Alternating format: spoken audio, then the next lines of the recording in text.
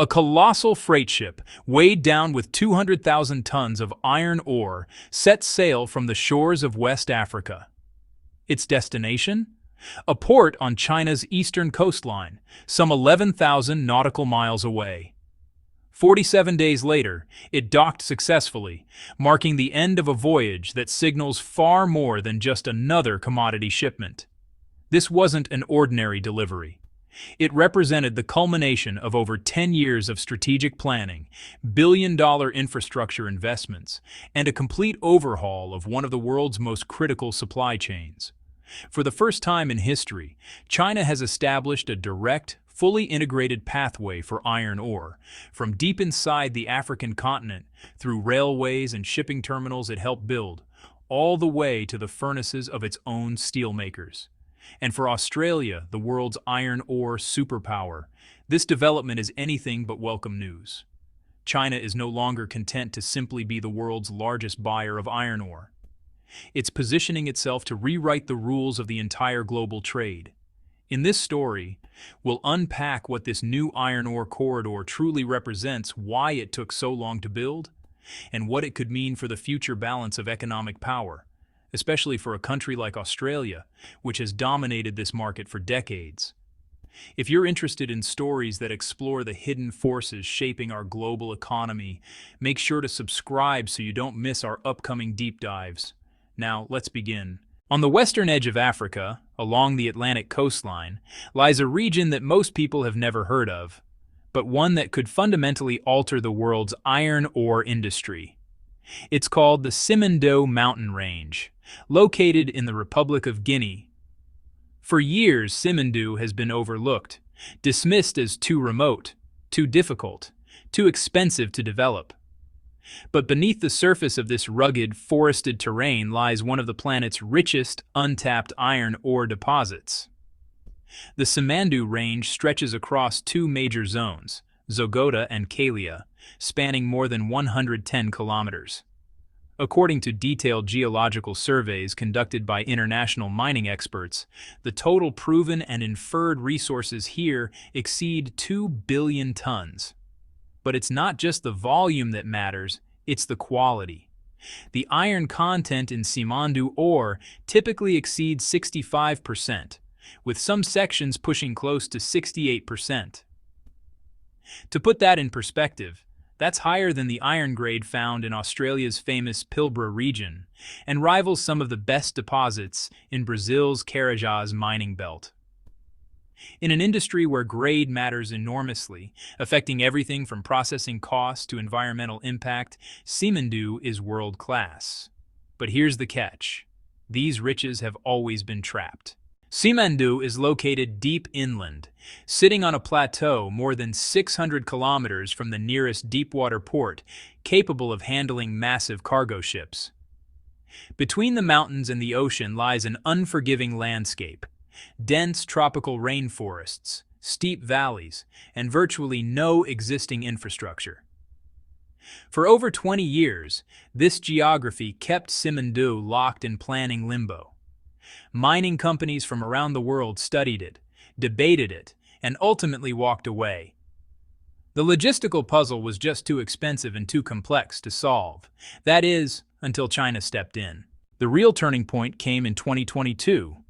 That year, a consortium of Chinese companies completed a series of strategic acquisitions and consolidations across the Simandou mining blocks. The southern section is now being developed jointly by Chinese firms including CMOC and other partners. The northern section is being advanced by a Chinese-led group known as the Winning Consortium, which includes major state-backed enterprises. When you add it all up, Chinese companies now control more than 51% of the equity across the core mining zones and related infrastructure.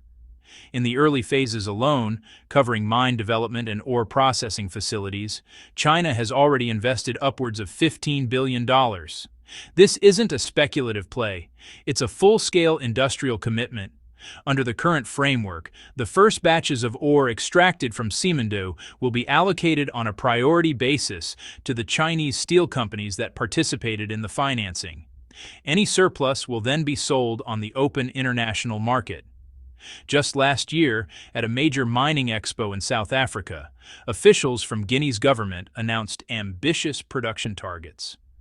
According to their roadmap, both the northern and southern blocks are expected to reach a combined output of 60 million tons annually by 2025.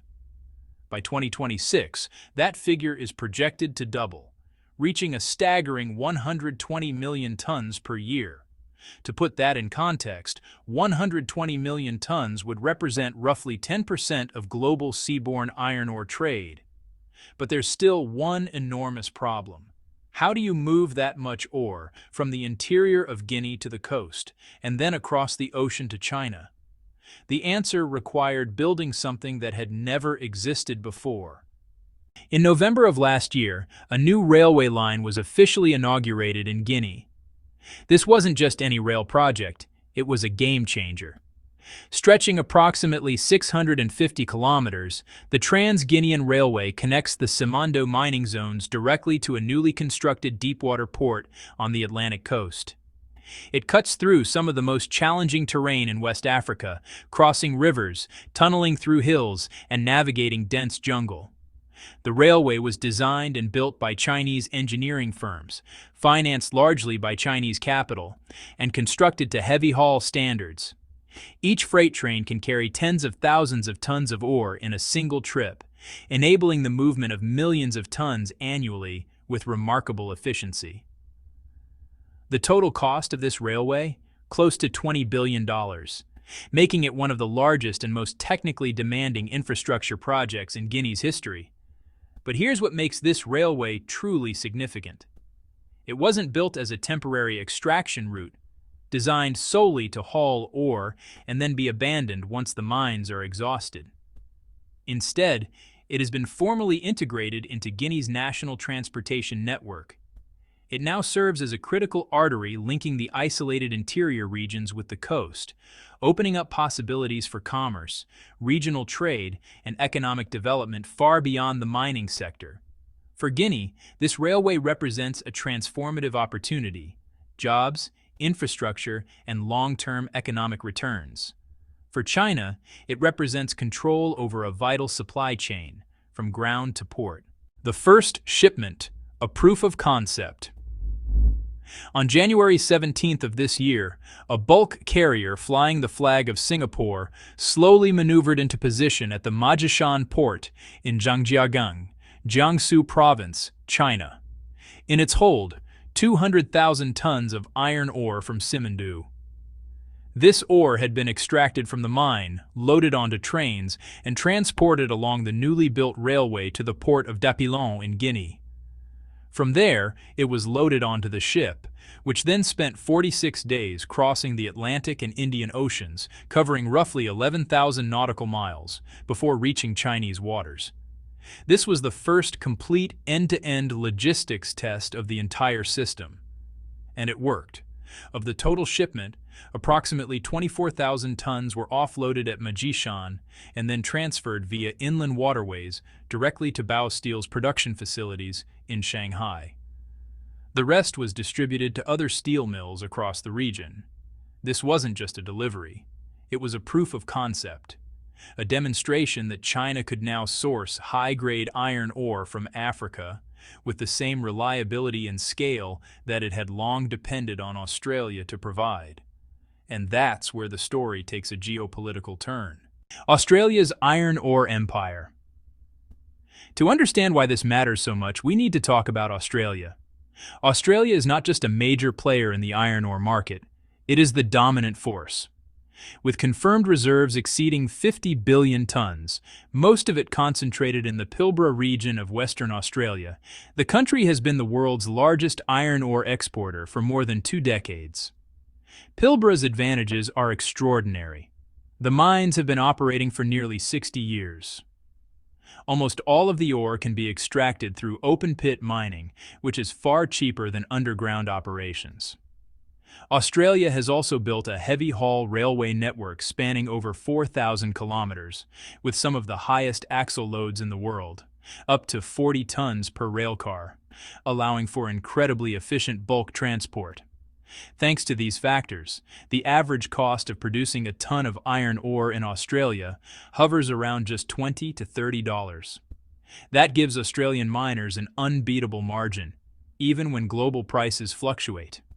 For decades, Australia has leveraged this advantage to dominate global iron ore exports. And its biggest customer by far has been China. China is the world's largest steel producer, churning out roughly 1 billion tons of crude steel every year. To sustain that output, it requires massive quantities of iron ore, at times exceeding 1.1 billion tons annually. At the height of this relationship, nearly 65% of China's iron ore imports came from Australia. In 2023 alone, China purchased over $80 billion worth of Australian iron ore, making it Australia's single largest export market for the commodity. But this dependence came with vulnerabilities. In March 2019, a powerful tropical cyclone slammed into the Pilbara region, forcing the closure of ports and railway lines. The disruption led to an immediate loss of around 14 million tons of annual production capacity. Iron ore prices spiked. Chinese steelmakers scrambled to secure alternative supplies. And the episode made it, well, painfully clear just how exposed China was to external shocks in a supply chain it didn't control. The development of Simandou changes that equation. Once fully operational, the Guinean mines are expected to supply China with more than 40 million tons of high-grade iron ore annually on a stable, long-term basis. That's enough to significantly reduce China's reliance on Australian imports. But the real threat to Australia isn't just about volumes, it's about pricing power. For more than a decade, the global iron ore market has operated under a system largely shaped by Australian and Brazilian producers, denominated in US dollars, and benchmarked against indexes like Platts, which track spot market prices. Here's the problem with that system. It creates a massive disconnect between cost and price. As we mentioned earlier, the full cost of mining iron ore in Australia typically ranges between $20 and $30 per ton. Yet, driven by financial speculation, supply fears, and demand surges, iron ore prices have frequently shot above $120 per ton, sometimes even higher. When mining costs stay flat but selling prices multiply several times over, the party bearing that burden is the buyer. And in this case, that buyer is overwhelmingly China. Over the past decade, many Chinese steel mills have operated on razor-thin profit margins, sometimes below 1%, barely breaking even. Meanwhile, Australian mining giants have enjoyed record profits. Australia never had to explicitly threaten supply cuts to wield influence. The mere possibility of disruption, whether from weather events, port slowdowns, or diplomatic tensions, was enough to rattle markets and push prices higher. Chinese steelmakers with limited alternatives were forced to buy at elevated prices just to keep their furnaces running. Under that system, China had virtually no leverage. But Simandou is changing the rules of the game. Because the project is deeply backed by Chinese capital, its entire operational and commercial structure is being designed outside the traditional Western-dominated framework. A significant portion of the iron ore supplied to China from Simandou will be settled in Chinese yuan, or renminbi, not US dollars. Current estimates suggest that up to 80% of transactions could eventually be conducted in yuan. This is a direct challenge to the dollar's near monopoly in global commodity trade. At the same time, China has been developing its own iron ore pricing benchmark, commonly referred to as the China Iron Ore Price Index or Northern Index. Unlike the Platts Index, which is based on offshore spot transactions, this new index is built around actual transaction prices between Chinese ports and domestic steel mills. The goal is clear: bring pricing power back to China, the world's largest consumer. When the pricing mechanism, the settlement currency, and the core supply chain all shift simultaneously, the entire structure of global iron ore trade gets rewritten. And the rules that Australia once set? they start to lose their relevance. Brazil. Another piece of the puzzle. China's strategy isn't limited to Africa. In South America, Brazil's Vale, the world's second-largest iron ore producer, has also become a key partner. Vale produces over 300 million tons of iron ore annually. China became its largest customer as early as 2006, and by 2014, more than half of Vale's output was heading to Chinese ports. That relationship has only deepened. In 2024, Vale exported close to 200 million tons of iron ore to China. And unlike some Western mining firms, Vale has publicly stated it will not unilaterally raise prices for Chinese buyers. It has also agreed to accept yuan-denominated settlements in certain long-term contracts. So here's the emerging picture. Simandou in West Africa, Vale in South America, and China's massive domestic steel industry are forming a tightly integrated, self-reinforcing loop.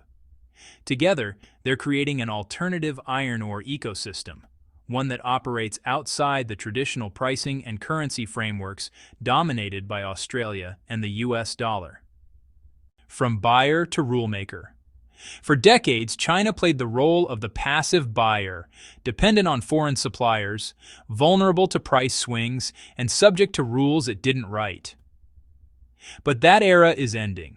With Simandou coming online, with Vale as a cooperative partner, and with a new yuan-based pricing index gaining traction, China is positioning itself not just as a consumer, but as a rule maker.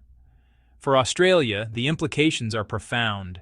Losing even a fraction of the Chinese market represents a significant hit to revenue. But the deeper threat is structural if another major supplier emerges, one that's more politically aligned with China, more willing to accept yuan settlements, and more integrated into China's strategic infrastructure, then Australia's leverage evaporates. And if the pricing system itself shifts away from dollar-denominated indexes toward China-centric benchmarks, then the profits that Australian miners have enjoyed for decades could shrink dramatically. The bigger picture. This isn't just a story about iron ore. It's a story about power, dependency, and the slow but deliberate restructuring of global trade systems. For years, Western economies, particularly the United States and its allies, have controlled the infrastructure of global commerce.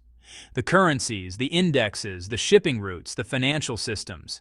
Commodities like oil, copper, and iron ore have been priced in dollars, traded on Western exchanges, and governed by rules written in London, New York, and Sydney.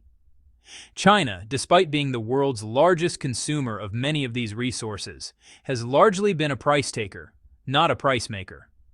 But Simandou represents a different model.